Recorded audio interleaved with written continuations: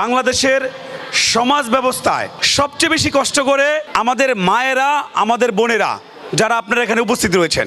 একটি সংসারের সন্তানের পড়াশোনার খরচের চাপ, সকল পরিবারের সুচিকিৎসার অর্থায়নের চাপ, এই সমস্ত চাপ কিন্তু নিতে হয় সংসারের যিনি কর্তা, নারী প্রধান, অর্থাৎ আমাদের সামনে উপস্থিত যে সকল মায়েরা রয়েছেন, বোনেরা রয়েছেন, এই চাপগুলো আপনাদের নিতে হয়। আর একটি পরিবার ভালো থাকলে একটি দেশ ভালো থাকে। তাই দেশকে ভালো রাখার জন্য, দেশের প্রতিটি পরিবারকে ভালো রাখার জন্য বিএনপি কিছু সুস্পষ্ট পরিকল্পনা আপনাদের মাঝে নিয়ে এসেছে।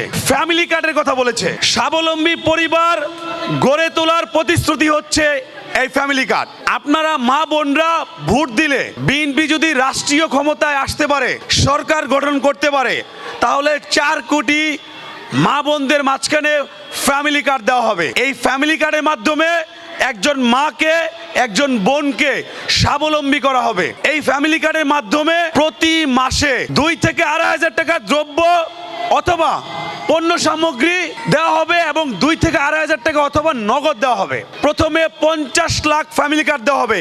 যারা নিম্নবিত্ত আয়ের মানুষ তাদেরকে দেওয়া হবে। আপনাদেরকে সর্বপ্রথম এই 50 লাখের আওতা নেওয়া হবে। এই ফ্যামিলি কার্ডটা আপনাদের নারীদের জন্য দেওয়া হবে। বিএনপির চিন্তা ভাবনাটা দেখেন, পুরুষ মানুষ তো এমনিতেই একটু আয় ইনকাম ভালো করে, এবার আপনাদের হাতে যেন একটু টাকা থাকে, আপনারা চাইলে যাতে একটু নিজের শখটা পূরণ করতে পারেন, এই চিন্তা ভাবনাটা বিএনপির মধ্যে আছে।